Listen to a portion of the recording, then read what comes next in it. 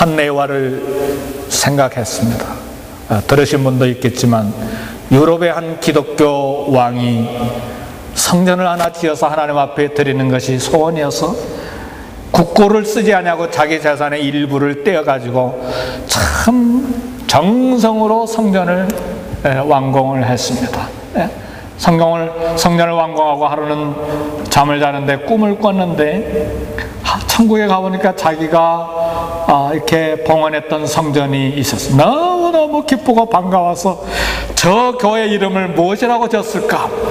내가 지었으니까 내 이름으로 교회 이름을 지었을까 하고 가까이서 보니까 깜짝 놀랐어요. 전혀 알 수 없는 생판 모르는 사람의 이름이 기록이 되어 있는 거예요.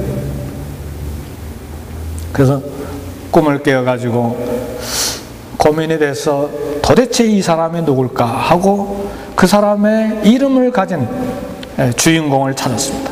찾았는데 참 허술한 노인 한 분이 왕 앞에 나왔어요. 이 왕이 궁금해서 이 성전을 완공할 때에 노인께서는 도대체 무슨 일을 하셨습니까? 내가 천국에 가보니까 성전의 이름이 내 이름이 아니고 당신의 이름으로 되었는데 웬일입니까?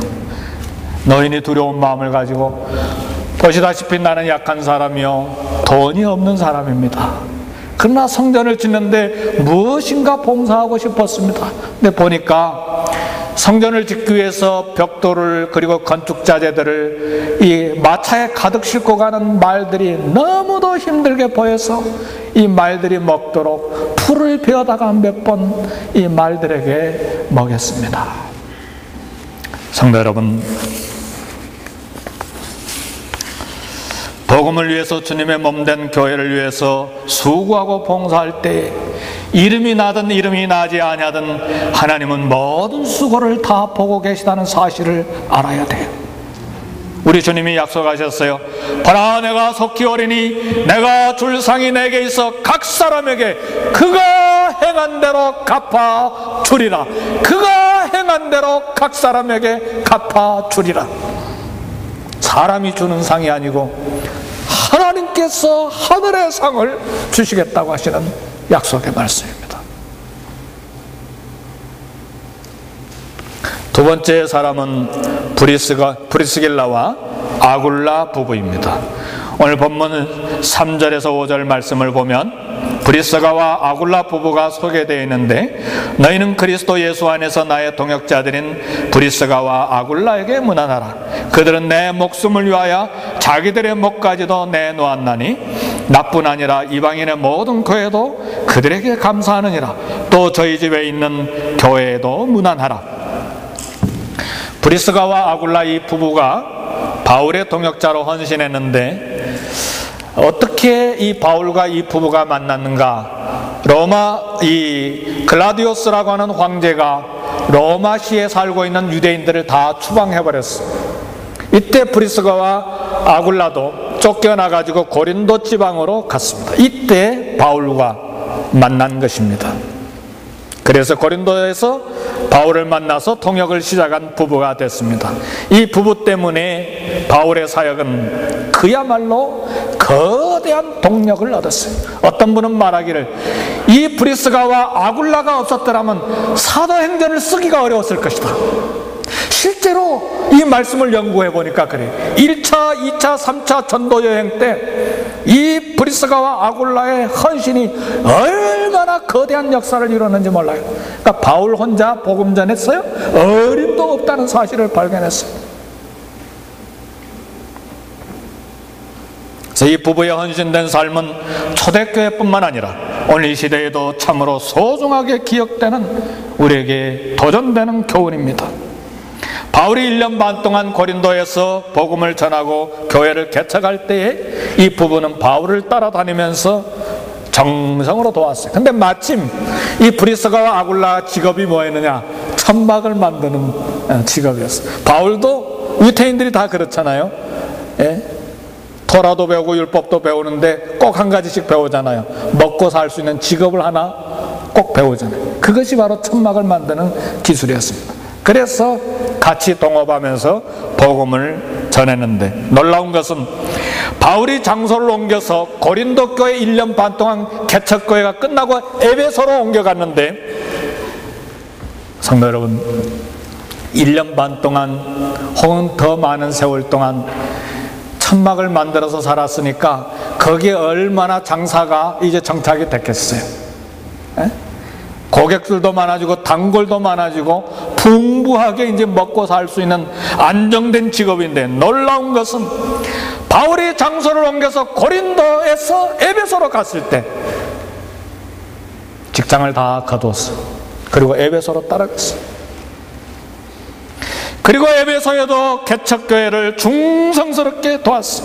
더 놀라운 사실은 고린도와 에베소 지방에 있었던 이 브리스가와 아굴라가 지금 어디에 있죠? 어디서 이 편지를 받고 있죠? 로마에서 받고 있어요.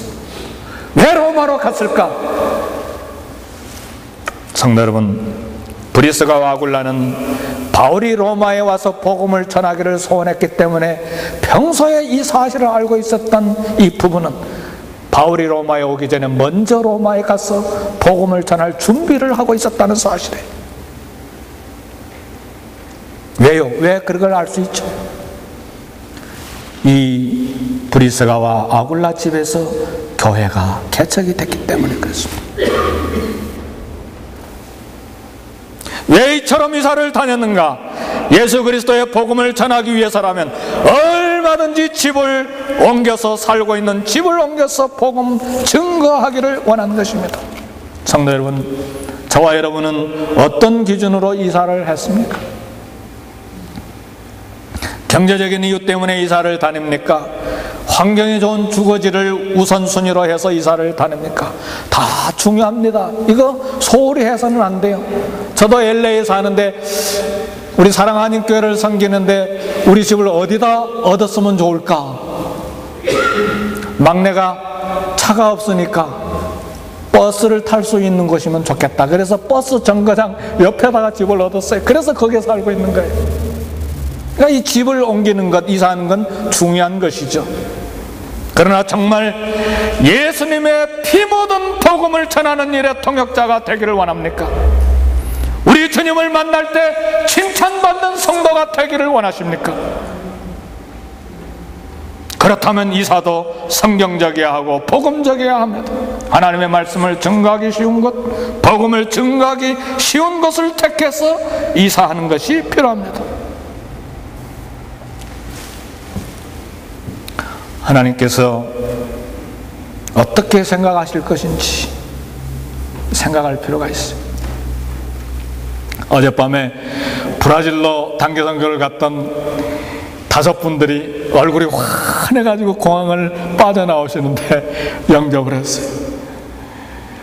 교회 와보니까 교회도 여러 성도님들이 12시가 거의 다 됐는데도 집에 가지도 않고 영접을 해줬어요. 그걸 말하라고 하는 것이 아니고, 단기선교팀이 브라질에 갈 때 제가 말하지 않는 게 하나 있었습니다. 그 선교지가 제가 18년 동안 사역했던 선교지인데, 그곳에 저희 가족이 가는 것을 동료 선교사들이 반대했습니다. 하선교사 거기 가면 죽어. 그러나 복음 때문에 내 여성들을 데리고 3딸 아내 4여성과 저 이렇게 막내가 여기 앉아 있는데 11달 됐을 때, 지금은 20살이지만 11달 됐을 때, 위에 쌍둥이 딸들이 7살 될 때 거기를 갔어요. 우리 5분들이 보셨겠지만 그때는 비포장도로였어요. 골목에도 가로등이 없었던 때였어요. 그 선교관에 서 있는 자리에 동네 쓰레기가 왕창 와 있던 곳이었어요. 그러나 그것에서 복음을 전하니까 귀신집처럼 생겼던 병원이 7층으로 올라서 갑자기 우리 선교관이 완성이 되니까 가로등이 위에까지 올라왔어요. 우리 선교관이 완성이 되니까 이 진흙밭이었던 비만 오면 막 구두가 장화가 됐어, 군화가 됐어. 거기에 아스팔트가 다 올라왔어. 하나님의 복음을 위해서 헌신할 때는 기적이 일어납니다. 그리고 제가 또 고백하지 않은 내용이 하나 있는데, 거기에서 9달이 있었는데 12명이 한꺼번에 죽었어요.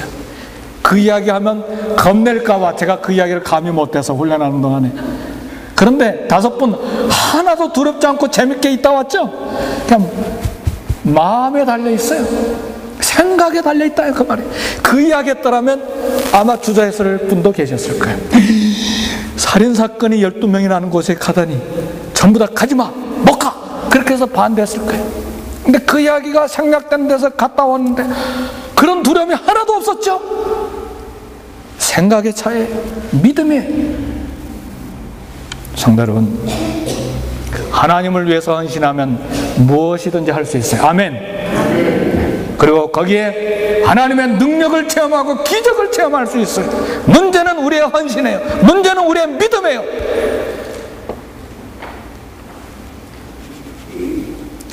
교회를 섬기기 위해서 복음을 중심으로 이사할 때 하나님이 영광을 받으시고 그 교회와 복음은 강력한 힘을 얻습니다. 그러나 헌신된 성도가 몇 가정이 있으면 복음은 강력하게 확장되는 것입니다.